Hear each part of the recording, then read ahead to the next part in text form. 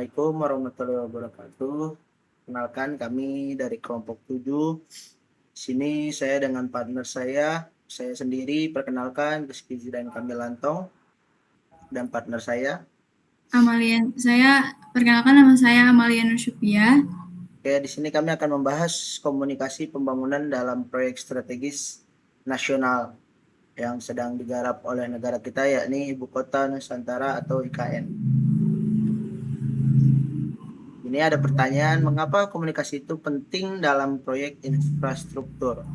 Infrastruktur menjadi salah satu faktor penting dalam mendorong pertumbuhan ekonomi sekaligus pemerataan pembangunan di Indonesia.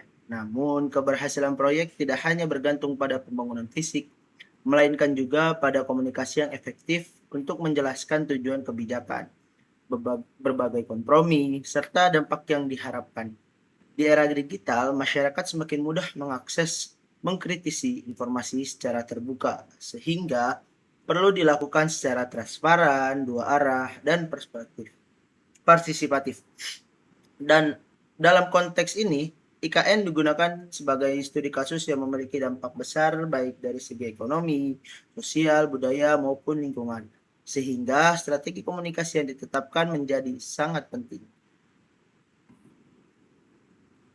Konsep inti komunikasi pembangunan, definisi dari Roger, komunikasi untuk pembangunan adalah proses yang dirancang untuk mendorong perubahan sosial melalui partisipasi publik dan pengambilan keputusan yang berbasis informasi. Pendekatan partisipasif menekan dialog antar pemangku kepentingan untuk mencapai pemahaman dan rasa kepemilikan bersama terhadap program pembangunan. Kaitannya dengan SDGs, komunikasi perlu dilakukan secara inklusif dan sejalan dengan prinsip One Life Behind, yaitu memastikan bahwa seluruh lapisan masyarakat, termasuk kelompok marginal, mendapatkan akses informasi dan kesempatan untuk partisipasi. Fungsi utamanya menyebarluaskan informasi, membangun kesadaran publik, serta menjembatani tujuan negara dengan kebutuhan masyarakat. Di sini ada transparansi serta propaganda. Transparansinya adalah komunikasi yang terbuka dan jujur yang membagikan manfaat, risiko, dan ketidakpastian, menyediakan akses terhadap data dan ruang untuk kritik. Karakteristiknya, saluran dialog, pengungkapan tempat waktu, format yang sudah diakses, ruang untuk perbedaan pendapat, klaim berbasis bukti. Dan propaganda, penyampaian pesan salah satu arah yang lebih menonjol sisi positif untuk membentuk opini publik dan memperoleh legitimasi, namun cenderung mengabaikan adanya kompromi atau resiko. Dampaknya, ketika komunikasi lebih memprioritaskan citra daripada informasi, kepercayaan publik dan partisipasi yang bermakna akan menurun. Oke, masuk ke partisipasi masyarakat. Di sini ada 4. Yang ke satu adalah akses terhadap informasi. Masyarakat perlu mendapatkan informasi yang terbuka, seperti penggunaan lahan, dampak lingkungan, dan pendanaan dengan bahasa yang mudah dipahami dan mudah diakses. Kedua, ada keterlibatan sejak awal. Partisipasi sebaiknya dimulai dari tahap perencanaan, bukan hanya di akhir. Dengan begitu, masyarakat bisa ikut mempengaruhi arah kebijakan dan solusi yang diambil. Yang ketiga, ada dialog dua arah. Perlu adanya komunikasi timbal balik seperti ruang untuk memberi masukan, menyampaikan keluhan, dan memperbaiki kebijakan berdasarkan respons masyarakat. Yang keempat, keterlibatan semua pihak. Jangkauan khusus dan perlindungan bagi masyarakat adat, perempuan, lansia, dan kelompok dengan keterbatasan akses informasi. Partisipasi yang bermakna menunjukkan bahwa pendapat masyarakat benar-benar dapat mempengaruhi hasil akhir, bukan hanya digunakan untuk membenarkan keputusan yang sudah ditentukan sebelumnya. Di sini ada studi kasus Ibu Kota Nusantara atau bisa disebut IKN. Nah, di sini ada saluran komunikasi. Informasi mengenai pembangunan IKN telah disebarkan melalui berbagai saluran seperti media massa, website resmi pemerintah, serta kampanye digital. Hal ini menunjukkan bahwa akses informasi secara umum sudah cukup terbuka dan mudah dijangkau oleh masyarakat luas. Ada narasi dominan. Sisi narasi yang disampaikan lebih banyak menunjukkan sisi positif, seperti peluang ekonomi, konsep smart city, dan pembangunan berkelanjutan. Sementara itu, isu-isu seperti dampak sosial dan lingkungan belum disampaikan secara seimbang. Ketiga, ada konsultasi publik, yaitu forum tersedia tetapi sering diselenggarakan setelah keputusan strategis dibuat, sehingga membatasi daya penetapan agenda.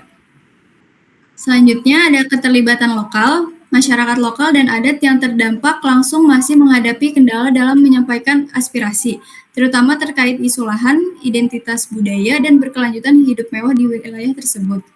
Kemudian ada penilaian kritis.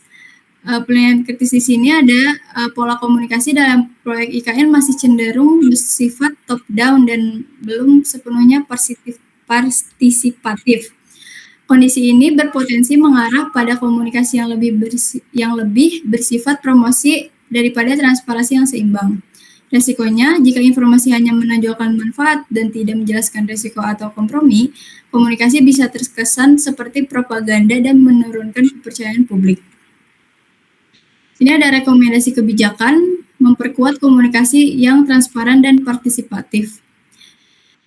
Yang ke-1 ada transparansi aktif. Pemerintah perlu membuka data penting seperti tanah, lingkungan, dan keuangan yang mudah diakses oleh masyarakat. Informasi juga harus disampaikan dengan bahasa sederhana sebelum keputusan dibuat. Yang kedua, ada keterlibatan masyarakat. Nah, perlu dibuat sistem atau wadah resmi agar masyarakat dan pihak terkait bisa memberikan masukan secara rutin, dan masukan tersebut benar-benar dipertimbangkan dalam pengambilan keputusan. Yang ketiga, ada jangkauan komunikasi yang luas. Gunakan berbagai cara komunikasi, baik online maupun offline, yang disesuaikan dengan kondisi masyarakat agar semua kelompok, termasuk yang kurang terjangkau, tetap bisa ikut terlibat. Yang keempat, ada narasi yang seimbang. Informasi yang disampaikan harus memuat sisi manfaat dan risiko, supaya masyarakat bisa memahami secara utuh dan ikut berdiskusi, bukan hanya menerima informasi secara sepihak. Kesimpulannya, IKN menunjukkan adanya tarik-menarik antara upaya membangun citra negara dengan tuntutan komunikasi pembangunan yang lebih demokratis. Meskipun pemerintah sudah cukup aktif melakukan sosialisasi, transparansi masih perlu ditingkatkan, terutama dalam hal melibatkan masyarakat sejak awal, menyediakan informasi yang mudah diakses, serta memastikan bahwa masukan dari publik benar-benar dipertimbangkan dalam kebijakan. Kedepannya, perlu dilakukan evaluasi yang lebih jelas terhadap keterbukaan informasi, mencoba program partisipasi langsung dengan masyarakat lokal, serta membuat sistem pemantauan untuk melihat apakah komunikasi yang dilakukan sudah efektif atau belum. Baik, mungkin itu yang bisa dapat kami presentasikan dari kelompok 7. Kurang lebihnya mohon maaf. Billahi taufik wal hidayah. Assalamualaikum warahmatullahi wabarakatuh.